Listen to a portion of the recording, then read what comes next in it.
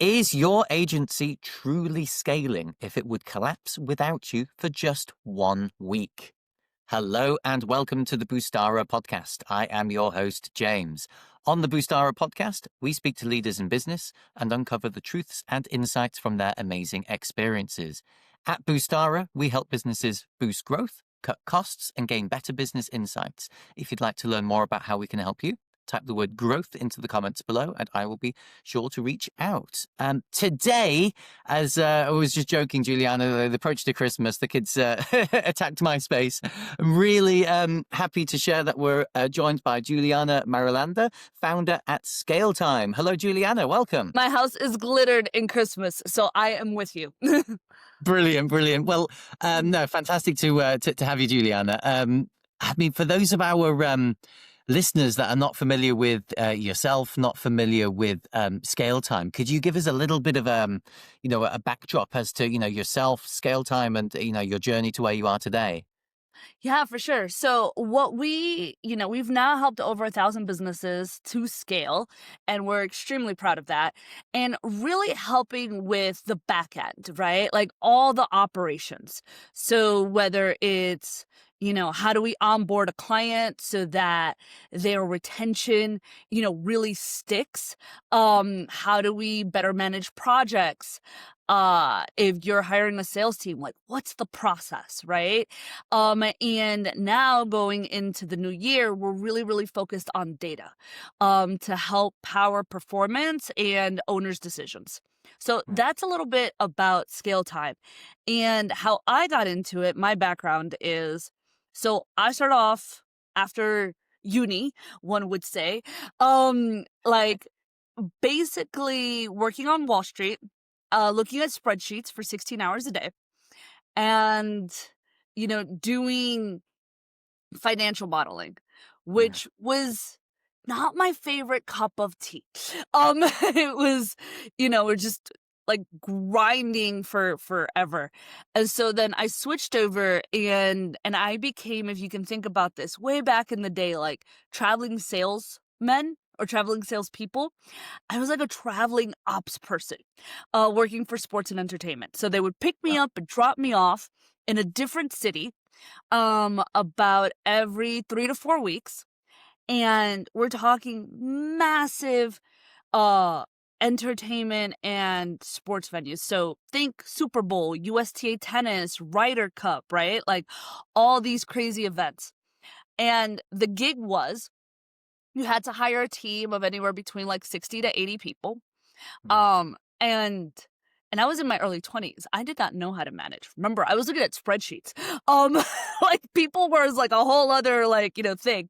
And so it was like they would have hiring fairs and you had to run through 100, resumes and do, like almost like speed dating with speed interviewing, like 100 interviews a day, right? Wow. Grab your team, train them across these crazy like venues that were about like, I don't know, 2-3 kilometers long, 1 to 2 miles, and resources were everywhere. And then it was go and operate $1 million a week. Right. And so it was a massive training ground. It's usually where I say, I got my, like my training wheels for operations and management. Fast forward, right? Because I, at the time I didn't know how to manage. What I did know really, really, really well was I knew KPIs. I knew numbers. I knew what we needed to do or how to delegate to get those numbers. And I knew systems and processes, right? Like I've always been a process nerd. And so I was able to succeed and do this really well. And fast forward, when I started my business, I was like, what do I want to do? And I really wanted to help smaller and medium-sized business with systems and processes. This was about 8 years ago. And at the time, it wasn't, I don't know if it's sexy now, but it definitely was not sexy then. And And I wanted to really kind of focus in on agencies and digital businesses because at the time, more so than now, they were really on the vanguard of organizational structures, right? They were geographically dispersed. So we had nearshoring, offshoring. They were fragmented in time, part-time, full-time.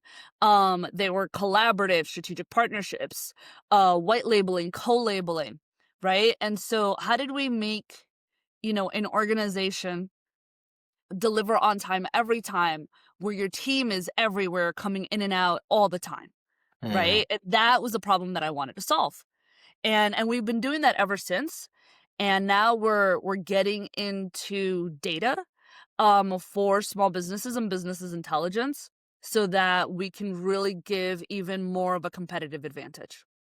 Amazing, amazing. Yeah, I like what you said there about you're not quite sure if it's sexy now or not, but looking on your LinkedIn, I think one of the things that strikes me very, very clearly, and I think people would see this as probably sexy and draw them in, is the numbers that you put. So breaking through, I think it's 1.3 million, and then is it Mhm. two, and then three, like those, I suppose those stepping stones, those ceilings where I suppose as you get to that point, there's lots of chaos happening within your management, within your systems that you need to update and you need to level up to take that business onto the next step. And yeah, I'm just kind of curious as to those kind of numbers. Are those those ceilings? Is that what you've seen commonly within different businesses? Absolutely. So I think as entrepreneurs there's like this milestone, right? Like the $1 million milestone, Mm, which is I would consider maybe one of the first big milestones, right? Of a lot of entrepreneurs of like, oh man, we made it to here. Oh, right. yeah. And what most individuals don't you know like either don't understand, or if they're multiple serial entrepreneurs, like sometimes, they're like, okay, it's whatever gets you to 1 million will not get you to three, Mm, right? Or will not get you to eight figures, right? mm, Because you can get to 1 million, and I've seen this time and time again. Being a very like charismatic sales, driven founder, and then you are just pushing through. yeah. But that will not get you to three.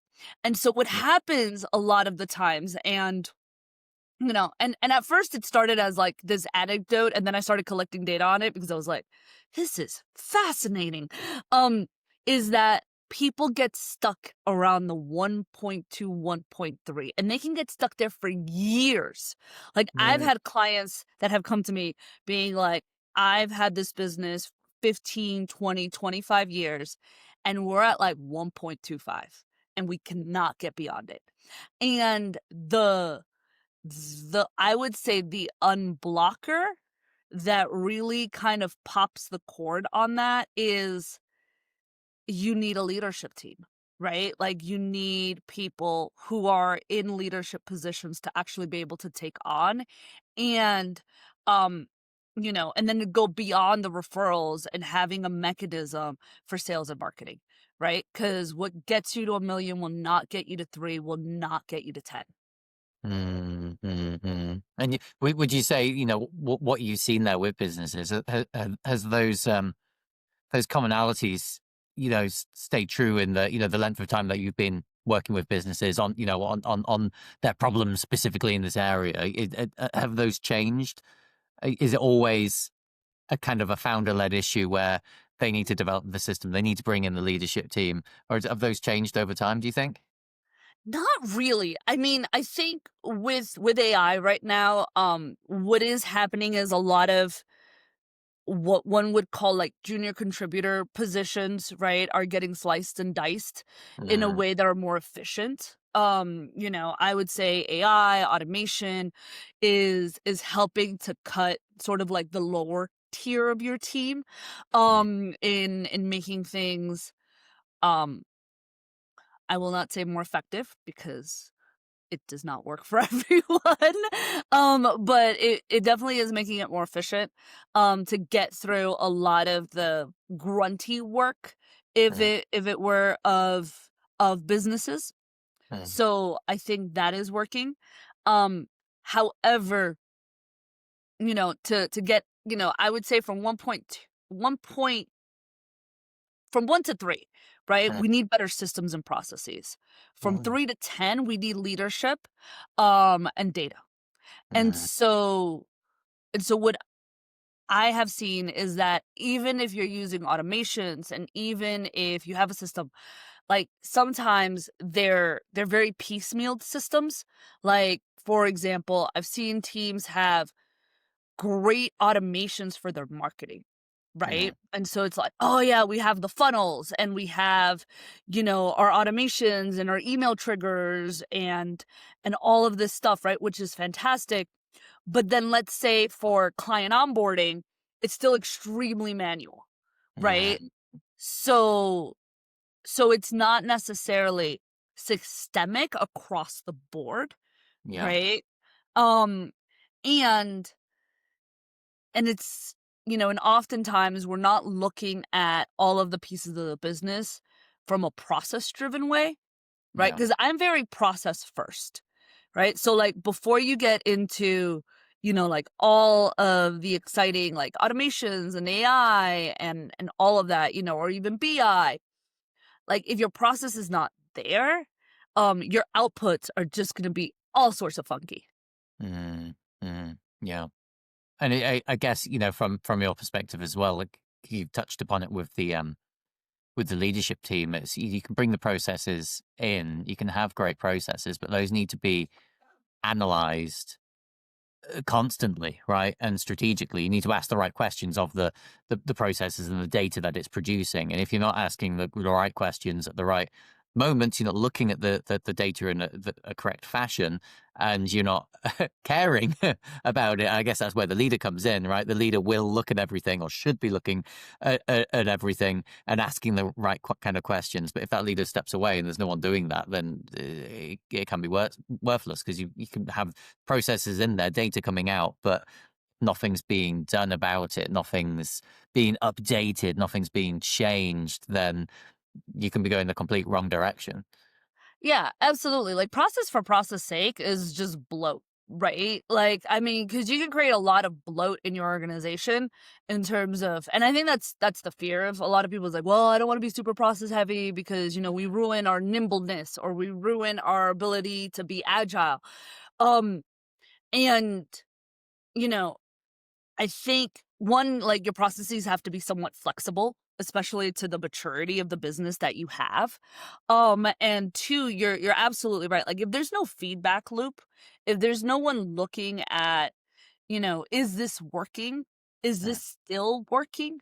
Um, because you could be in a situation where you might be the market leader in your geography, right? And so your processes then are going to be really different than if all of a sudden you have tons of competition, right? mm, Um, then you might have to adjust. Or let's say your pricing structure changes, then mm, your price, or your account management changes, right? mm, Like how you deal, like let's say you go from being super high touch, mm, um, and then all of a sudden you're like, you know what? We want to like really focus in on, the results of our business, not so much on the relationships of our business, right? Which people do. And so how do yeah, you change the processes so that you're not alienating your clients? mm, Or you're having that super shift. So absolutely, like if you're making decisions in the organization, the processes will change. mm, And oftentimes I call this like we need hygiene for both, for our automations and mm. our documentation and our processes. Like all of these things need regular upkeep. Yeah, yeah, and that goes the same for your internal talent as well, right? And yourself as an owner, as a CEO, like the company shouldn't rely on one individual or a handful of individuals within the company. Everyone should be replaceable as a process as well, right? Within that, A if you're going to hundred, go like I said, from 1 million to 3 million, like you can't a just be relying on 100%. yourself or this person, your head of marketing or HR or whoever it might be. It's everyone's got to be replaceable. 100%. And I think the goal for a lot of owners is to make themselves replaceable, Yeah. right? Like, it's like, well, if I can get myself out of the business, then, then it can run on its own. I mean, not to say that we're going to exclude you from the things that you love, right? Because a lot of, owners are like, well, I love being the art creator, or I love Mm, being, the strategic thinker, mm, or I love being the rainmaker. But effectively, if you have other aspirations, if you want to start another business, if you want to start a nonprofit, if you just want to spend more time with your family, yeah. right? Everyone should be replaceable. Yeah, yeah, yeah, and that goes, I suppose, back to we've touched upon it quite a few times with guests coming on. Like, what was the point in you starting the business? Like, what was the end goal? If you didn't have that in mind, then it's about time that you figured that out. Like, actually, why are you doing this business, and what is the exit strategy, or the end goal that you have for it, right? Yeah, I'm 100%. I'm curious, Juliana. For uh, clients or partners that reach out to you, or you reach out to clients, and they engage with your services for the first time. What's the first kind of misconceptions you kind of experience with clients and partners, as to what it would be like, or what they kind of expect from working with yourself and ScaleTime? I think one of the biggest things is that it's gonna be hard and boring. Mhm. I think that's like it's like, "Oh, shit." Like, this is the one thing we've been putting off, right? Like, I often talk about, though, like, when clients come to us, it's it's like the thing that they've been putting on the back burner that's gonna Mm, burn the house down, and I don't want that for them. I'm always like, "Come to us before," right? Like, let us really help you get things streamlined, get things scalable, get things organized, get things visible with your data, mm, give you a competitive advantage as opposed to, like, when you're at a disadvantage and now you're, like, looking for a Hail Mary. And so I think that's one of the misconceptions is that it's gonna be hard. We actually make it super easy. We are very big on making sure that your team is collaborating in on this so that you as the owner, which usually the reason why you come to us is because you're at capacity and you're like, mm, "Ah, I can't, anymore with life or business." And so, we make sure that the team is involved so that you don't have to be, and that also, like, the knowledge is transferred so that, and documented so that, at any given time, with or without us, like, anyone can pick things up so yeah, that like, you have that freedom, to either hire on anybody else that you want to or, continue on and scale. And we're a fun group.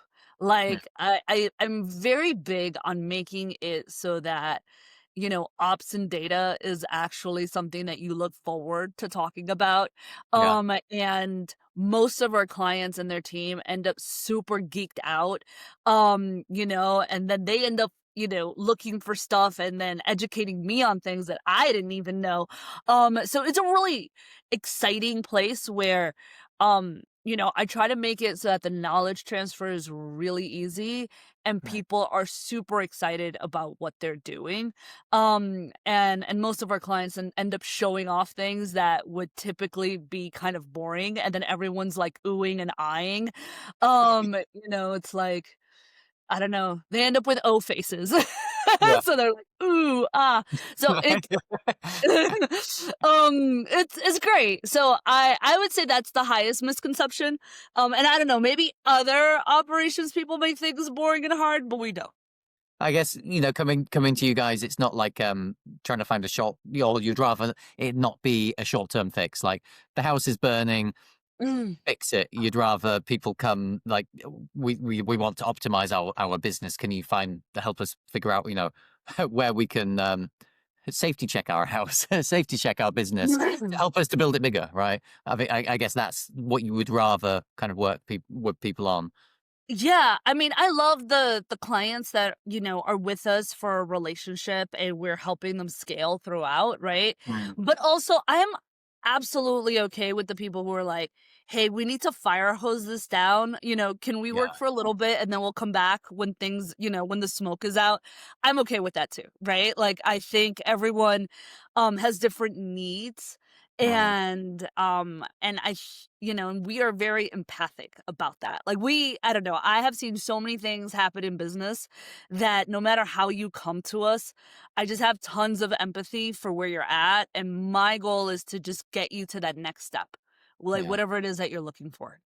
That's amazing. I mean, is there a kind of case study success story you could sort of share with us on a client that's transformed as a result of working with you guys? Yeah, absolutely. So we had a client. So this is fun. This was a client who who is who's basically I think like one of the biggest data nerds I've ever Um, she came to us with like 152 KPIs that her team was like documenting. Right. Now given most of these were were already somewhat automated, right? So there wasn't massive overhead on it, right? Because usually what I will say, especially depending on where you are, and they were about 3 million in revenue, gross revenue Mm, at the time. But what I would say was, you know, um, every single time that you are, looking at a performance metric, right? You as an owner and as a team member or an operator, right? Depending on who you are, who's like selecting these, we need to be conscious about them, right? One, because A, we want to move the needle in the right way, and B, yeah. because it costs us money Yeah. to collect and track and review, right? Whether it's your time, whether, you have an app, whether it's APIs, whether it's automations, like all of these things are costing you money, right? Mm, So we want to be conscientious of like what we pick. And we want to make sure that they're supporting like whatever north like star it is that your company as an overall is going to pick, right? mm, So 152 metrics for me is a no-no. Like especially for a $3 million company. And I looked at her and I was, and she is one of the most brilliant people I've ever met. And I was just like, we're not doing this. I was like, "What?" Like, this is crazy. I'm like, "What are you even looking at?" And yeah. I'm like, what is important here? Like, how are you deciphering like what your team really needs?" And Mm, so what we did was we brought it down, and we actually worked together for about 2 years. So, well, about a year and a half. So I would say like the first, half of that, um, we we really took a look at like, okay, what were the important things? So she was in rapid growth. And mm, so her huge thing was recruiting, right? They were recruiting about like 20 people a month. And so I was like, okay, let's take a look at, your recruiting, your onboarding, your training, right? mm, Because not only do we want to get these people in, we want to get the right people. We want to be able to make sure that they're truly, um, you know, onboarded and trained up, acclimated as quickly as possible. They're adding value as quickly as possible. mm, And then, they're like fitting into the culture. mm, Um, so we took a look at those metrics, and what we had seen was her, her time to billable hours was very long. mm, Right? So I think it was, in order for her to get someone to be something like, I think it was 85% billable, was taking almost like 6 months. And mm. Oh, so I wow. was like, okay, so here's a gap in your efforts, Yeah. right? So we were like, okay, what do we need to put in place? How do we create, better training? How do we make sure that they're onboarded better? What is it that we need to do here? Mm, So we created better training, um, better documentation for onboarding, a better process for onboarding, And the other thing that was done there was also who she was recruiting, Yeah. right? So she actually ended up and they were recruiting a lot of engineers. So she actually went offshore to cut her costs somewhat, but to be able to hire talent that was a lot more mature. So that when Mm, they came in, they were able to hit the ground running a lot yeah. faster at a similar pay rate. Mm, So that change went from 6 months to being 85% billable to being I think it was like 2.5 months to being 85% billable. wow. And that Uh, meant that her productivity skyrocketed, yeah. Yeah. right? So, so this was an ability for us to take a look. The other thing, during this time, she ended up hiring a leadership team. And there was a moment where the business got a little like stagnated, I would say. And, she had given the leadership team a bunch of different KPIs, so it was like, okay, our head, our chief revenue officer had these things, and then, our CTO had these things and everything like that. But what she was looking at was her runway. She Mm, was looking at runway numbers, but nobody was looking at runway numbers. mm, Right? And then she was like, "I don't understand." She was very high expectations. She's yeah. like, "They're all effing up. Like, I don't what's going on?" And I was like, "Okay, well, what is it that you're looking at?" And she's like, "Well, I'm looking at how much cash flow we have um for the next 3 months, and nobody's looking at this." And I was like, "Okay, so you're looking at runway. Nobody's looking at runway. Can Mm, we make runway a part of all of your leadership's team's performance? Can we have everyone be looking at runway?" And mm, within, I think it was like 4 to 6 weeks, runway shot up from like 3 to 6 months. wow. And so, like, that's the power of visibility. Yeah. Within 18 months of working together, she went from 3 million to, I think it was like 10 and a half, 11. Ooh. Um, Yeah. yeah, she was really she was able to exponentially grow. And a huge part of that was like picking the right KPIs, Mm, right? Really prioritizing what was important, understanding the inputs, mm, cleaning up whatever needed to be cleaned up, and having a place where you can actually delegate decisions because you have visibility on data. yeah. Yeah, and that is an amazing example. I think how you explained that all there, and one thing that jumps out to me is you're asking the right questions, right? You're listening to her. It's the value of yourself as an organization as well. Like uh, Mm. the answers were all there. Everything you didn't do anything new for her. It was all there, but you had to guide her, and you had to just connect everything, give her the clarity, ask the right questions, get the team then aligned to then what's that's like times three their Mhm. revenue, right? And that human input of not doing anything hugely revolutionary, but just getting that clarity, getting that alignment, directing the owner in the correct way. I'm kind of curious now, like you mentioned AI earlier on. He's like, where do you think AI kind of comes into the fit with, I mean, with your industry specifically, the way that you work? Because from that example, that's expertise. That's you lifting the fog, right, and getting her to understand exactly what she needs to be doing next, and how that's going to have such a huge impact. I think a lot of the conversation we've had around AI is the importance of still having that human element, right, and that AI for sure cannot replace a lot of what we already do. It is about that speed. It is about taking away the mundane tasks. Just Mhm. curious, like within data, within the kind of area that you work, how do you see it having an impact? I will say we are powered by AI is kind of how I like to speak to it. And so I believe, you know, AI, like the human expertise is almost like the bookends, Mm, and AI helps with the messy middle. So where do we use AI in sort of our methodology.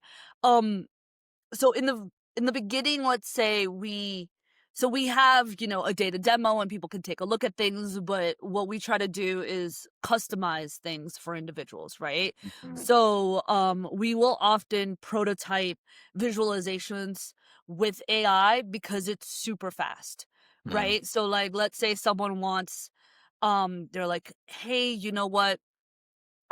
We have a new um biz dev director and they want to see the data in this way, right? Yeah. Which we've had happen to us. It's like, okay, right? They're like, the way that you have dashboards for other people doesn't work for us. Like we want it in this particular way. We're looking at these particular KPIs and we want to see it, in this particular fashion.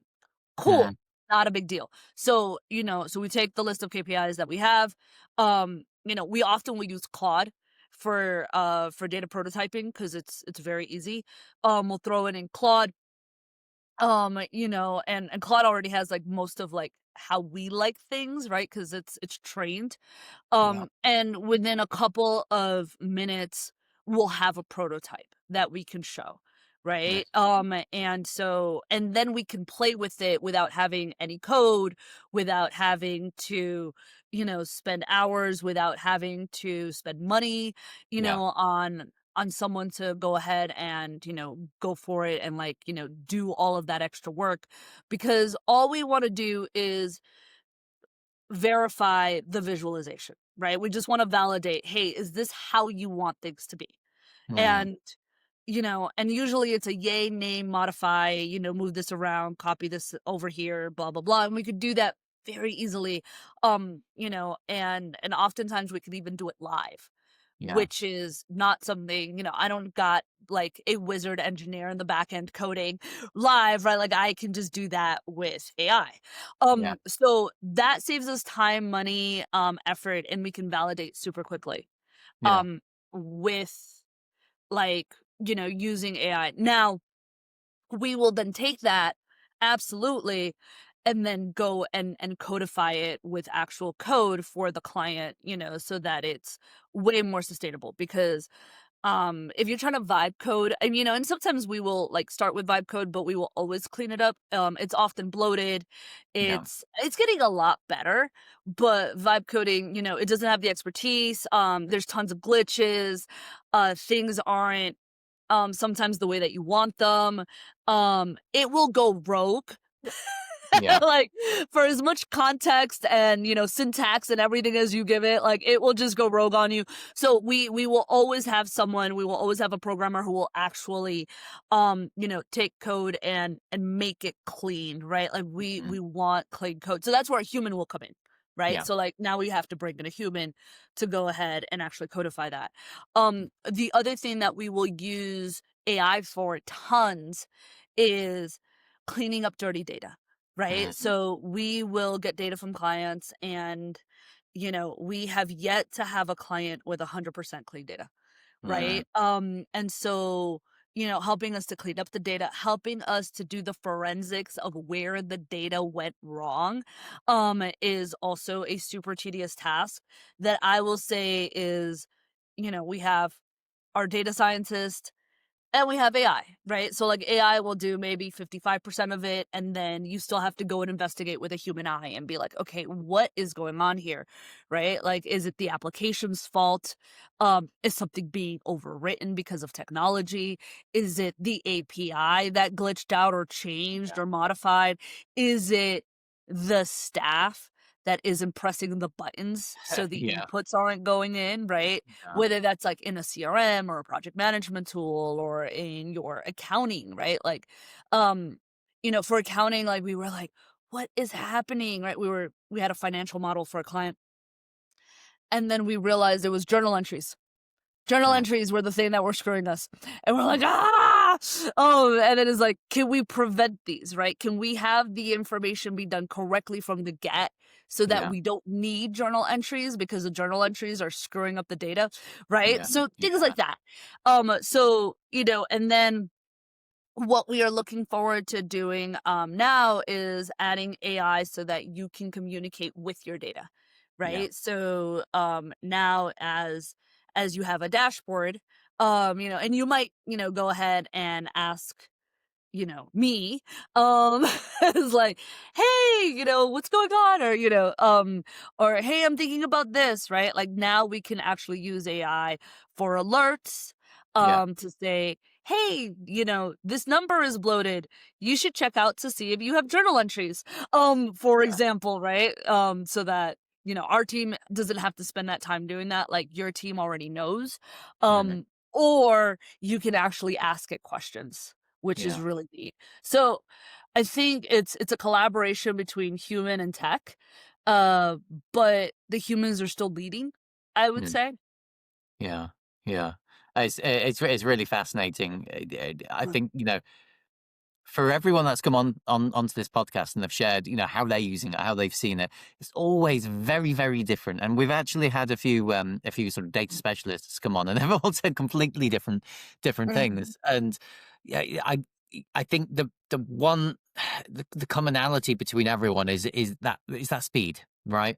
It's that mhm, speed of being able to get what you want, but you still have to know what you're looking for, especially with data, right? So it's just what you're saying there with numbers. If you know that you need to find a particular metric, and you've got this tool here to you can just ask it, tell me what my ROAS is, tell me what my whatever it might be, right? Because all of the data's been fed in, and we've got this intelligent mhm, system, we've got AI that can actually spit it out. mhm, Then it's fantastic as long as you're asking the right questions and you know why you're asking that question to do what sort of action to take the business, on further. Um, I guess the future, does it develop any further? What does the future look like? In that way, I think that's the fascinating question, I suppose, going forward when it comes to data and predictions, and then using AI more closely to help mhm. build your business is how will it develop? Yeah.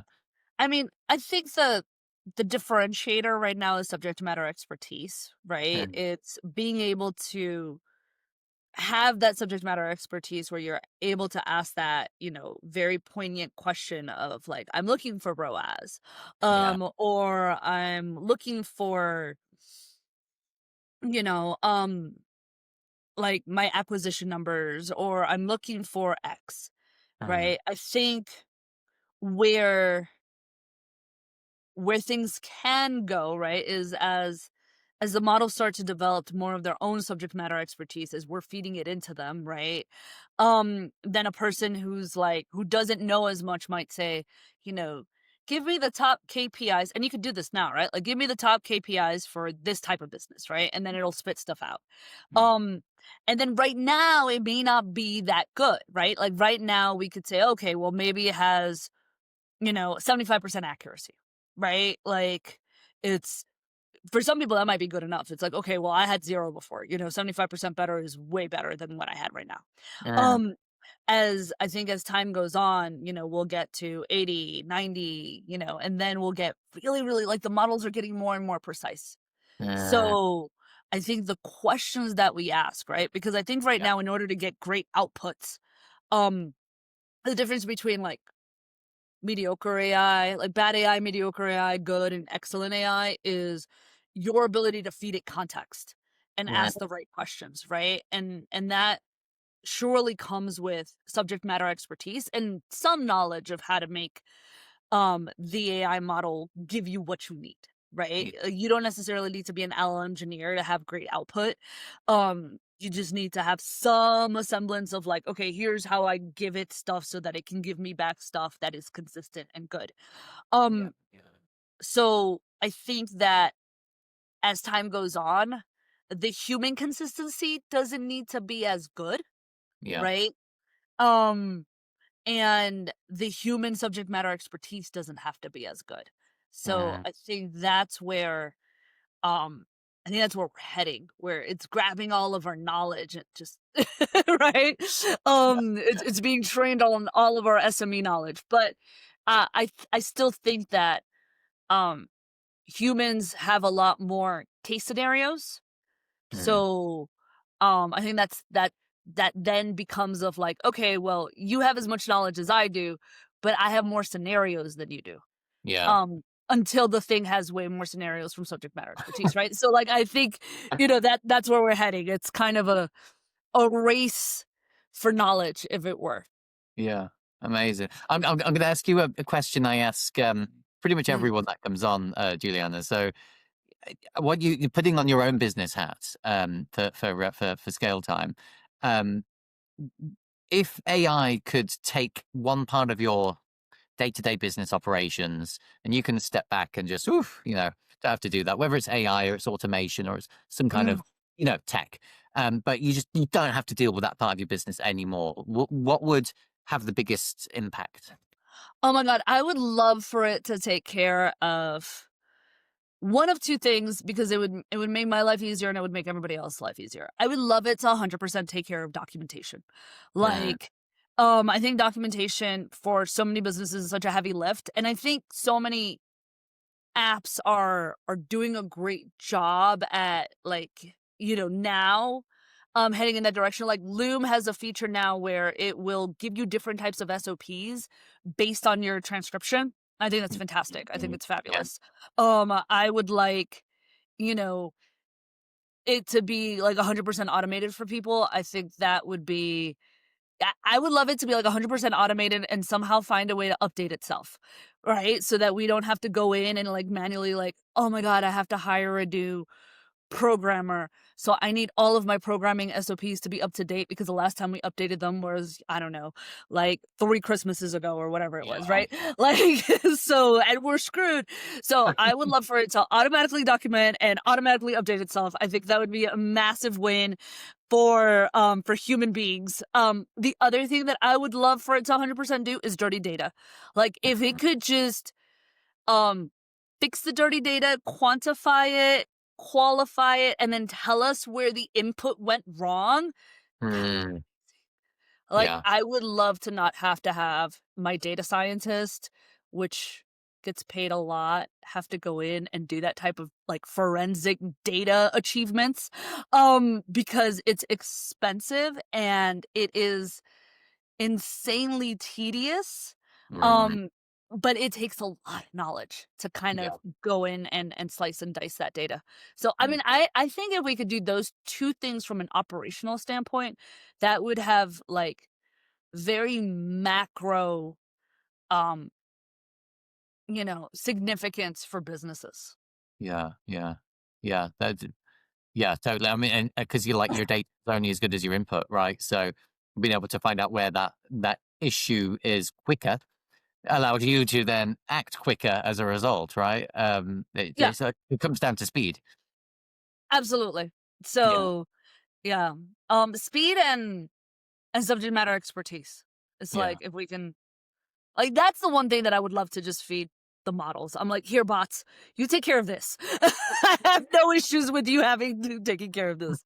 But yes. Mm, Brilliant, brilliant. I mean, what's coming up in the future, Juliana? What have you got planned for? We're closing in on Christmas now, but mm. what's the next sort of period got in store for you guys? So, we just updated so one of my favorite things in my business, we call it a scale map. It's a diagnostic. And, we've had over, I think, 7,000 people, participate in it. So it's really great because when people do it, we actually are able to compare your results to your cohort, right? So, like, if you're under Mhm. a million, you'll see your results with like other businesses that are under a million. So you can see how you're doing, which I think is fantastic, especially because usually when anyone kind of does the diagnostic or anything that's important to them, they're like, how did I do? And then the second question is like, how am I doing compared to others? Right? Like I think that's a huge thing which we answer for people. Yeah. And it's been published in like Entrepreneur and all of these other like really great places. So it's like the baby of our business, the diagnostic, and it's totally free. And what we just Oh, did about 2 weeks ago is we updated it so that people could see how they're doing in terms of their data, which is exciting, right? Because it is an operational diagnostic, but often before it was how are you doing in terms of your tech stack and how are you doing in terms of your documentation and workflows. But now we added the pillar for data. So Mm, I'm mm, very geeked out on that because I'm a total ops nerd, right? So I think that's exciting. And it's absolutely free if your audience is interested in kind of like, yeah, going through it. That would be awesome because it's free for them. And then we get to see how people yeah, are doing in their data, which is also yeah. really exciting. So I would say for me, we're heading this year with a huge focus on helping people make decisions better and faster with the data. And Mm. we've set ourselves up to diagnose how they're doing, so that we can help them out, whether they're big or small. Amazing, amazing. And just to track back on the kind of audit, the diagnostics, right? So is that a call or is that a form to fill out to get involved? How can participants get involved with that? No, it's a free form. So if you go to scaleTime.co/scalemap, Yeah, it's totally free. And then if you sign up for if you end up doing it, you can sign up for a call. You yeah, don't have to, right? You will get a sort of like an infographic. You'll get a visual report of, because I'm very visual and I think most of us are too. You'll get a yeah, heat map of how you're doing in your business for your operations. And it, yeah, like, the heat map is basically a matrix of how you're doing across these operational pillars for all, parts of your business. So whether it's your project management or whether it's your sales or your client onboarding or yeah. your accounting, right? Like, so you'll be able to see uh red, yellow, green, how you're doing. And I often tell people, don't get freaked out, because I sometimes people are like, oh man, I don't want to see a bunch of red, or I don't want to see a bunch of yellow, or like, what if I get green? Like, where am I supposed to go from there? Yeah. So here's the thing that I will tell you guys, because usually when people get heat maps, they get all emotional about it. If you have a bunch of red, what is awesome about that is that you get to start from scratch in the right way. You get to like Mm, not make a bunch of mistakes, given the right resources. If you're in a mm, bunch of yellow, that's cool. You're halfway there, right? Like, you've got tweaks, and oftentimes it can be really simple. And if you've mm. got a bunch of green, congratulations, you need to up level yourself to the next level.